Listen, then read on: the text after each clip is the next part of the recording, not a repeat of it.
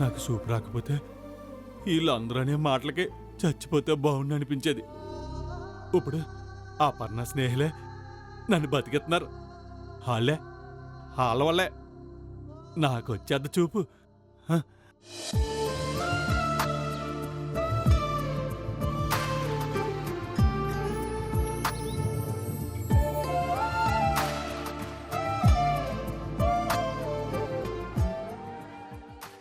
అపర్ణ, స్నేహ, నేను రెడీ, ఇదిగో వచ్చేస్తున్నాను.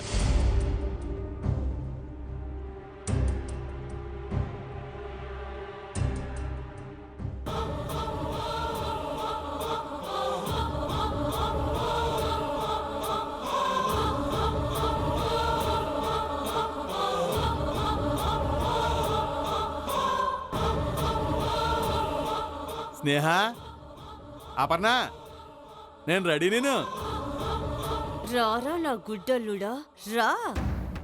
హాస్పిటల్కి వెళ్ళి పోయిన చూపు తెచ్చేసుకుందామనే నువ్వు నీ గుడ్డి ఆశ. ఇప్పుడు కూడా నువ్వు హాస్పిటల్కి వెళ్తావురా, కానీ కళ్ళు తెచ్చుకోవడానికి కాదు. ఇప్పుడు నీ తలకు తగిలే దెబ్బకు కట్టు కట్టించుకోవడానికి.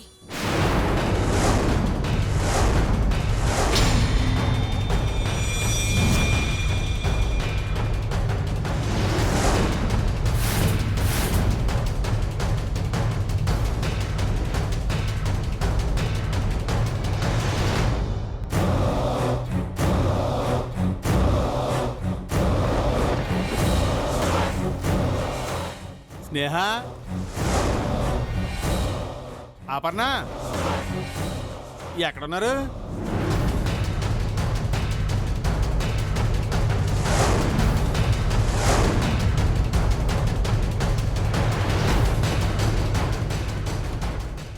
స్నేహ,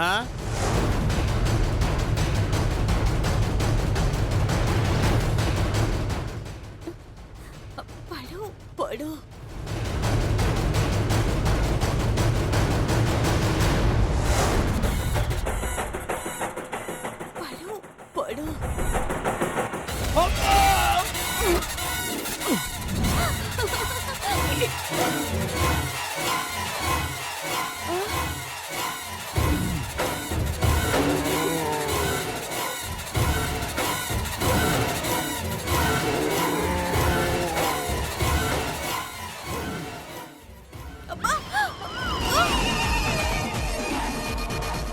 సచ్చినోడా. స్నేహ, అపర్ణ, గుడ్డి సచ్చినోడా, నీ తల పగలు కొడతావంటే నా చెంప పగలు కొట్టావేంట్రా? నీ పని చెప్తాను. స్నేహ,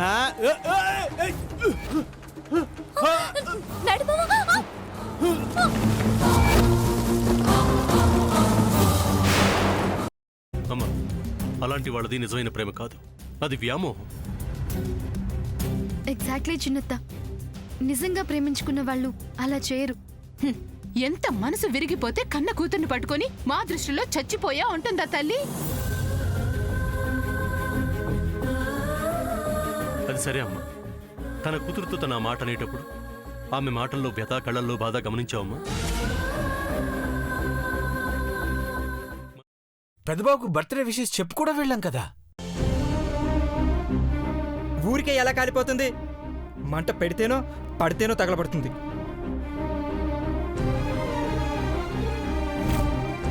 కరెక్ట్ చిన్నబాబు, నీకొచ్చినట్టే నాకు డౌట్ వచ్చింది.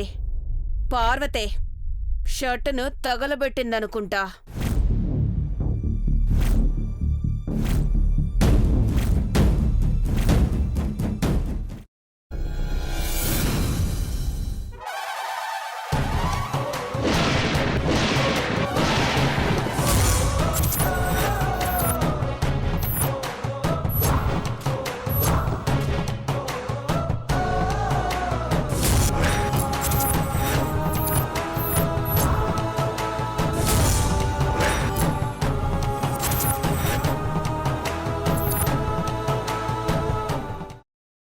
తర్వాత పొట్టు తీసేసి చాప్ చేసి పక్కన పెట్టుకోవాలి.